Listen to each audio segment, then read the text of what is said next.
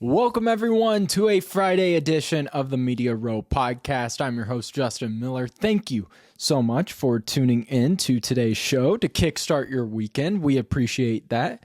We also appreciate your support. So go ahead, make sure to click that subscribe button. And also, while you're at it, follow us wherever you like to social media. You can catch us at Media Row Pod on TikTok, Instagram, and of course, Twitter. So, busy show planned today. We have Drake basketball to preview and recap. We have Drake women's basketball to preview with a game tomorrow at the Knapp Center. And then we're going to finish up today's show with some fun because there's going to be a lot of negative talks. As the Drake men, it's getting harder and harder to come up with new things to talk about with this team. So there's going to be a lot of negative on a Friday, just to give you guys all a warning. So I wanted to end with something kind of fun and lighthearted. And with football season over, we're going to make sure and rank the last 5 Super Bowls. Because we've had some good ones, we've had some duds, and I'm going to put together my top 5 list. Make sure, I want to see your guys's top 5 list. So go ahead in the comments wherever you are viewing on YouTube or listening on Spotify or Apple Podcasts. Go ahead on social media as well. Comment your top 5 list with the last 5 Super Bowls, which ones you enjoyed the most as well. So before we get to today's show, first and foremost, thank you to each and every one of you for supporting the show, but also want to make sure you support the people that make this show possible. And that is the folks over at 1701 East Grand Avenue in Des Moines at Kelly's Little Nipper. Kelly's Little Nipper, you're going to find great food, great drinks, but even better people. That's the pull to Kelly's Little Nipper. The food is fantastic. You won't be disappointed there. The drinks are awesome. You won't be disappointed there. But the people, the vibe of the whole place, that is what makes it stand out from the rest of the dive bars in the Des Moines area. Perfect place to go take your loved one out for Valentine's Day and have some fun. And also a perfect place to pregame and have some postgame fun as well after any Drake event or any event in the Des Moines area. 1701 East Grand Avenue in Des Moines is where you can find them. Kelly's Little Nipper, proud sponsor of the Media Row podcast. So let's jump into it, starting off with the game we just got back from, with Drake falling to UIC 80-70. Same story, different day. I don't know what else to talk about with this Drake men's team. And even Coach Henderson said it in his press conference. Feels like deja vu. Because this was the exact same game, the exact same positives, the exact same issues that we saw in the loss against Valpo on Monday. Where this team, the defensive issues are glaring when they go down 33-18 at one point in the first half. But they are able to combat those. They have been all season long to combat those slow starts. They have the talent offensively to do that. It's the way this team closes out games that is so frustrating and disappointing. Where, again, deja vu. Final 3 minutes. The offense just hands the ball to Jalen Quinn. And everyone else are statues on the court. And I think most of this falls on coaching. Most of this falls on Coach Henderson and his staff. You go into those press conferences after the game. You ask him what's been the consistent error that needs to change, where we're consistently seeing this team fall apart in the final 3 minutes. Drake was tied with UIC with 3:44 to go at 66-66. UIC outscored Drake 14-6 in that span. Went on 8-0 run in just the final minute 25 alone. What is leading to these drop-offs? And we get the same answer, where it's got to have this team ready to play. They're struggling rebounding. They're struggling with physicality. Then what are you doing to change it? And I've asked Coach Henderson, like, where does it start with you then?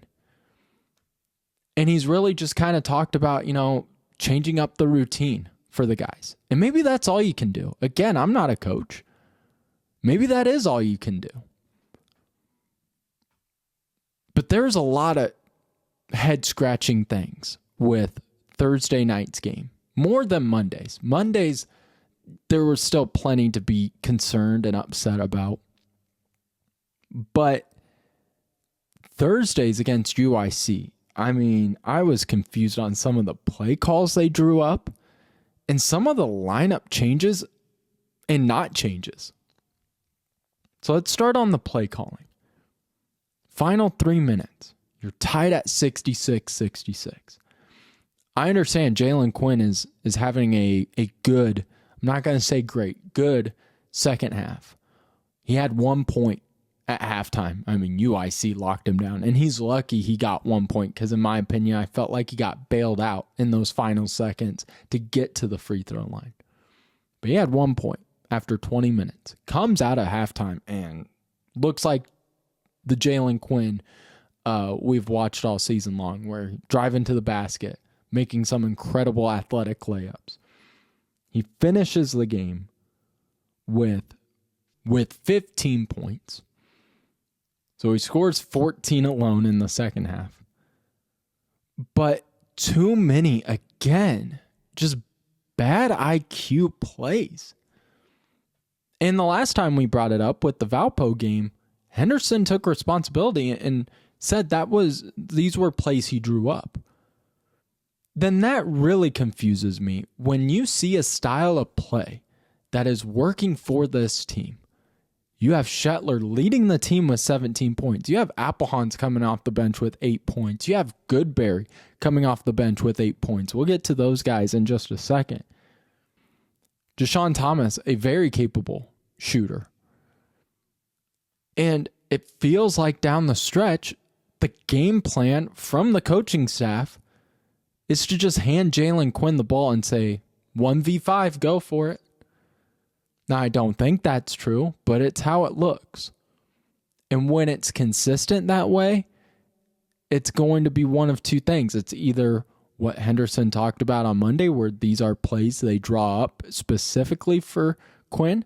And if that's true, then Quinn also has to understand he can pass out. He can when 5 guys come at him in the paint, it's okay to kick it out, to take some more time off that clock. And I think this is concerning to a different level of Quinn, just for being one of the few seniors, the veteran leader, really struggles to play with one another, trust in his teammates down the stretch. And it doesn't help that he has 5 turnovers again of the team's 12. And Henderson brought this up. He talked about kind of what are the issues down the stretch. And I'll go ahead and play this because I think it is a really good answer by Henderson. And I respect him and I thank him for giving this answer. So here's Coach Henderson on just yet again another fall apart final 3 minutes and what's leading to it for the Bulldogs. Too many times, I'm a baseball guy, right? And I love baseball, and Tony Gwynn was, one of my favorite players, because he won and he just hit singles, maybe a double here or there. But he was just always effective. And right now, like, we try to hit too many home runs.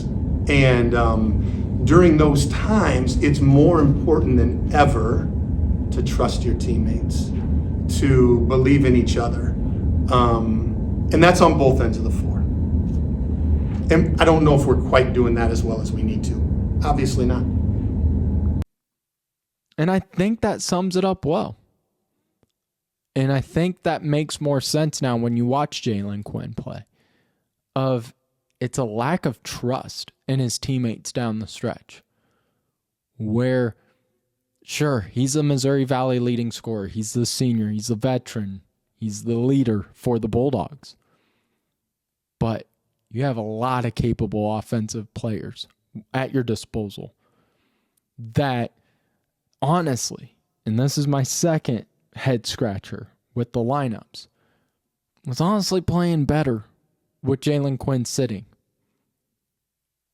That in the first half, Drake goes down 33-18. They sit just about every starter, Federico, Quinn, and they bring in Jashawn Thomas, Goodberry, Applehans, and that lineup cooked. That lineup brought Drake back into the game, brought the Knapp center back into life. Applehans with 8 points. Goodberry doesn't miss a shot. 3 of 3 for 8 points. His most points he scored in the last 13 games. And Drake brings it in within 2 with halftime lurking. And he brings back in Quinn and Federico, and that lead gets extended again. Where it just seems like you're seeing at times a lineup gel better with some of the stars out. Now, I'm not saying sit Jalen Quinn. He puts up 30 for a reason. Very talented offensive player.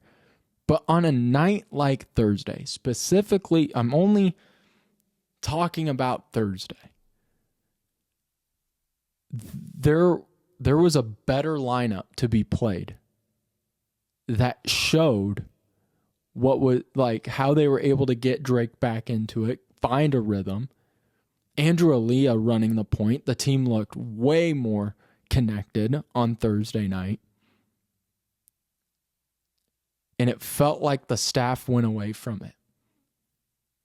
And down the stretch, when you don't score in the final minute 30, you get outscored in the final 3 minutes and 40 seconds, 14-6.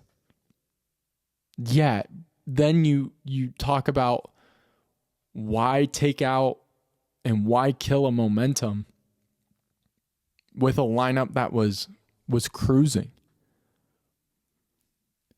There's just a lot of head scratchers Thursday.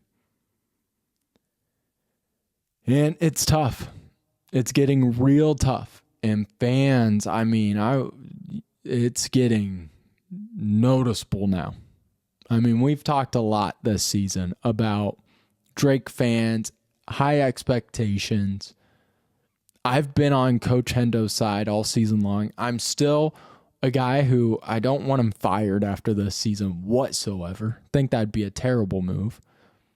I'm not going to be shocked if he wins 20 games next year. I think Henderson's a very good coach. We've seen the offense really make some great strides. Defense is struggling now. But give him a full year of recruiting, a year under his belt. I still feel really good about it. Now, I'm not just sugarcoating a bad season. This season has been very disappointing, and it's getting hard to watch at times. Drake at home, 9 home losses this season with 2 games remaining. The 9 home losses tie a worst from a Drake head coach since 2016 with Ray Giacoletti. Drake, for reference, has only lost 7 home games prior to that. It just, it's familiar territory we were hoping was going to be unfamiliar here, with just the way DeVries and McCollum came in. It is just getting tough, and it's getting tough to come up with new things to talk about because it's the same old, same old. Defense down the stretch, brutal. Rebounding, getting just bullied. I mean, UIC clearly was the more physical team. Federico gets pushed around way too easily for being a starting center, in my opinion. And you're seeing Isaiah Carr make great strides. We saw Goodberry tonight make great strides. Just a game, sadly, I wasn't shocked with how it ended. The Drake Bulldogs, despite having the ability to fight in a call and response type game, they did it against Valpo. What they did differently tonight offensively was they were able to consistently hit threes, 11 of them, the most in the last 2 games. And they have the talent. But then it's like all of that momentum they've been building goes away in the final 3 minutes. And we've talked about this all season long too, of just it gets tiring and it's demoralizing when in the Knapp Center you can feel it. When 3 minutes hit, and if Drake has a lead, if Drake's tied, you feel everyone in the arena go, oh boy, here we go. Can they do it? And then with like a minute left, I was sitting there already writing up notes for tonight's show. Just disappointing. Really disappointing. Tough one. Doesn't get any easier. You and I coming up, who I know just fell to Belmont, but that's a team that is rolling, and Jacobson is going to have ready for a bounce back against Drake. On the road, in-state rival. I know anything can happen in rivalry games, but this one again, I wouldn't be shocked if it's close and then gets blown out of proportion towards the end of the game. This UNI team is starting to figure some things out now that they're starting to get healthy again. Just not going to be easy for Drake. 12-15 overall, 3-7 in the Missouri Valley. Few positives though. Applehahn's way to come into the game and shoot with confidence. For a guy who, doesn't get a lot of opportunities, he really came out there and shot with confidence. 8 points from him. Thought he played great, in those final 8 minutes of the first half with that lineup that we talked about earlier. Just again, I thought he deserves some kudos here before we move on. And someone else who really deserves some kudos is the freshman and Griffin Goodberry. 8 points, 3 for 3 shooting, the most points he has scored in a game in the last 13. Griffin Goodberry has a very high ceiling, and I'm ecstatic to see how he grows. Because right now, you see a lot of that freshman in him, almost deer in headlights look that you see from freshmen. Like, I'm not blaming the guy.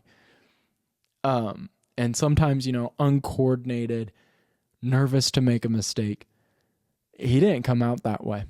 And Henderson talked him up in the postgame press conference saying he didn't play him 1 second against Illinois State, and he has responded greatly in practice, and now you're seeing it on game day. And he's just getting stronger. His vision is getting wider, where he's seeing the court better. His confidence just continues to grow, and I think he is going to be the most improved player next season. I wouldn't be shocked if he's battling for a starting role by next year. Very, very impressed and very positive on Goodberry. I have been, though, all season long. Really since Thanksgiving break when he played really good against LSU. So those are just some positives to end with because, again, today's show going to be a little more negative than we would like. So Drake falls 80-70 at home against UIC. We will be live, though, for their next game on the road against UNI at the McLeod Center. So make sure to follow along Sunday at 2 o'clock at Media Row Pod for our game updates and, of course, coaches' interviews afterwards. Game will be at tomorrow at the Knapp Center as the Drake women take on Indiana State. This is a must-win game for the Drake women because we talked about this last week. The Drake women, I know they've lost 5 straight. They're kind of in a good position to make a nice little run and build back that confidence in the squad going into the most important time of the year, and that's your conference tournament. They've lost 5 straight. They only have to play 2 of the top 6 teams in the Valley moving forward. And this is not one of the top 6. Indiana State, second to last in the Valley. They've lost 4 straight. This is why it's a must-win. You have to win these games you will be favored in. And it comes down to what it's come down to all season long. Limiting turnovers and making threes. The turnovers have been the most glaring issue, where Drake hasn't recorded under 10 turnovers all season long. And in multiple games, it's 17, 18, 20 turnovers. It's bad. Then the three-pointer, that's just inconsistencies, where one day they're shooting lights out and you're feeling good about this team. And then 2 days later, 48 hours later, this team looks like they can't hit the backboard. It's been real inconsistent from this women's team, from the threes. But you have some opportunities with Indiana State. They're pretty good at forcing turnovers. They're third in opponent turnovers per game, forcing about 15. They really struggle guarding the three, though. So hopefully it's a night where Drake is feeling it. They have that confidence shooting the ball. Abby Alsma is a terrific shooter. Anna Becker, the true freshman, has been on this amazing run. But then Vice Quinn can hit threes. You have players able to hit these shots. Knutson can hit them. You have Brooklyn Daly that can hit them. This is a versatile team. Ava Hawthorne is more than capable. I think the three-pointer is going to be a huge key. And it has to start quick, too. This Drake women's team, from what I'm seeing from a fan standpoint, is if they don't start off quick, it's easy for this team to snowball, to have those issues. Not all the time, but it happens more often than not. The biggest stat, though, what I'm looking at, of course, turnovers, three-pointer, very important. Well, if this is a tight game, the winner of the glass battle wins the game. These are 2 of the best in the Valley. Sycamore, second in rebound. Drake, third in rebound. And we've talked about a lot of the growth from Maggie Taylor, Vice Quinn. The post players have been tremendous. But you also have Abby Alsma, who's a dog and fights for rebounds. Grace Knutson. And then Anna Becker, too. Oh, yeah. And then can't leave out Brooklyn Daly, who is the definition of a Bulldog basketball player. Just physical, crashing the glass, always on the floor hustling. And that's why I think Drake wins this rebound battle and wins the game. Drake, despite the 5-game losing streak, they've actually been tremendous when battling for boards. They're 3-1-1 in the glass battle. They've won 3, lost 1, and then tied with Murray State. That is the stat I'm circling, I'm highlighting, I'm starring pregame. because I think that's going to be a determining factor, along with turnovers, along with the 3-point percentage. Must win, huge opportunity to put that foot in the right direction. I mean, to be as cliche as possible, how do you eat an elephant? One bite at a time. You can't take it down all at once. And this is a huge task for the Drake Bulldogs, where you only play 2 of the top 6 teams. This is your opportunity. You can't drop a game against Indiana State. And remember the last time these two played, Drake handled them very easily, winning by 20 plus on the road. You're kind of expecting the same outcome, regardless of what happened. That was a difficult stretch for Drake. Playing Belmont, playing Murray State, playing Bradley, UNI, in Murray State.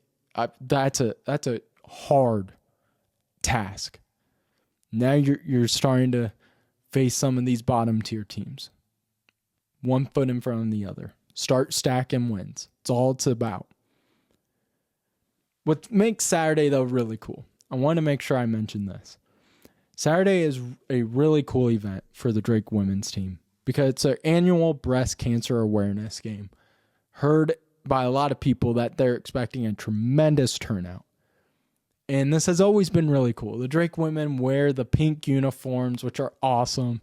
I miss it when the NFL would go all pink, all the different, you'd have like players with the pink gloves, pink shoes, the towels.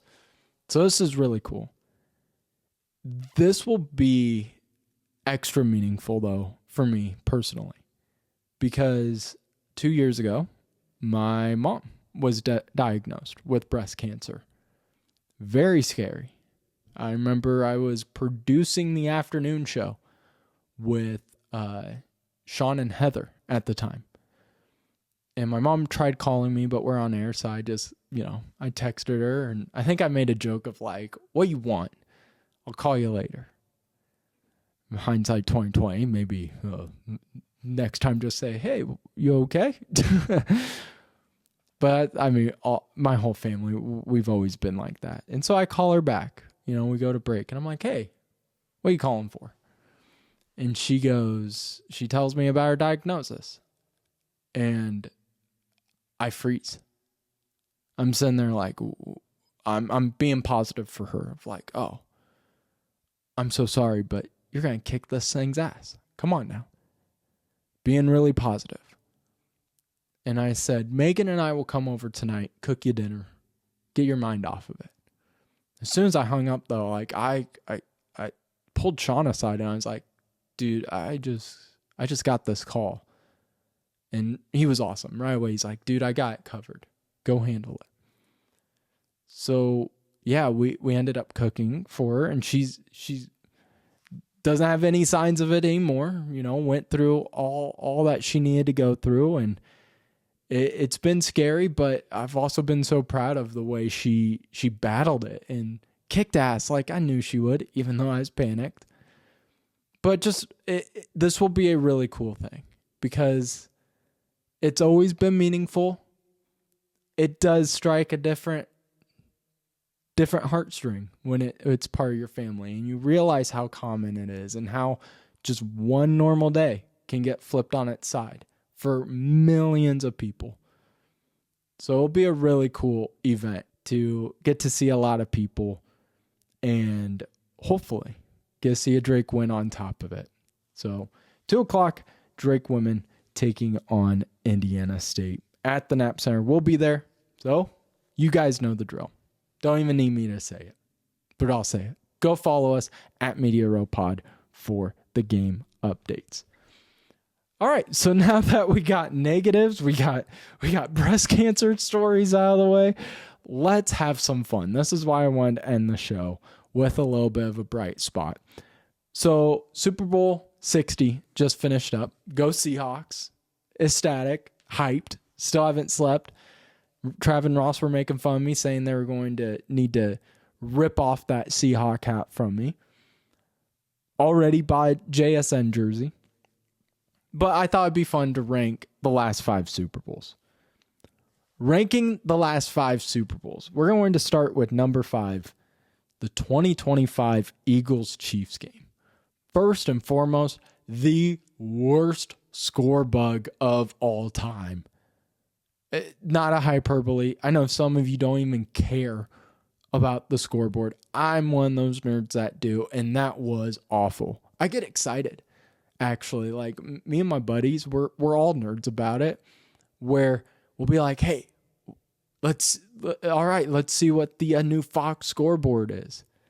And when it popped up, it was just block letters with like the team primary color. You're like, I didn't even go to school for graphic design, and I could do a better job than that. A 5-year-old could do a better job than that. So first and foremost, worst score bug. Secondly, the game was a dud. It was over by the second quarter. The only redeeming quality of that Super Bowl and the win for the Eagles was Cooper DeJean getting the pick 6. That was awesome to see. Just as an Iowan, someone that had watched Cooper DeJean live in person in Iowa City. Very cool. That's it. Other than that, complete dud. I guess the Kendrick Lamar halftime show was pretty awesome too. Say Drake. But moving on. Number 4. This one is my favorite personally, but trying to be objective. While in my personal rankings, I will have the Seahawks beating the New England Patriots as my favorite just because they're my favorite team. Objectively, not a great Super Bowl. I said this earlier this week where it reminded me a lot of Super Bowl 50, where if you're a Broncos fan, you love that Super Bowl. Anyone else, boring as hell. And it's just boring in the sense of we want to see touchdowns. We want to see 50-yard passes. I mean, we got to watch Brady and Foles duel it out. And that Seahawks defense just shut down May. I mean, it was awesome to see as a Seahawks fan. If you don't care about either team and you're just trying to be entertained, defensive games aren't going to typically move the needle for you. So this year's Super Bowl's my 4th one. Number 3, an overtime game, 2024. Kansas City wins 25-22. It didn't feel stressful. Even, like, I get it, most games that don't feature your team are going to feel stressful. It didn't have that feeling. I think it was because we've seen Mahomes do this time and time again, where he gets the ball in the final minute, gets an opportunity, he's going to win. And that's what happened. And for some reason, that game just slips my mind when we're talking about the most recent Super Bowls. So that one's at number 3. Number 2, give me the Rams over Cincinnati. I mean, just first and foremost, Stafford finally getting the ring. Awesome. For a guy that had been an amazing top 5 quarterback in the league for as long as he has, but got forgotten about, shoved to the side because he played for Detroit, goes to LA and wins a Super Bowl in his first year. And Cooper Kupp has an amazing MVP type season and wins the MVP in the Super Bowl, 1,900 yards receiving. Just an electric Rams offense.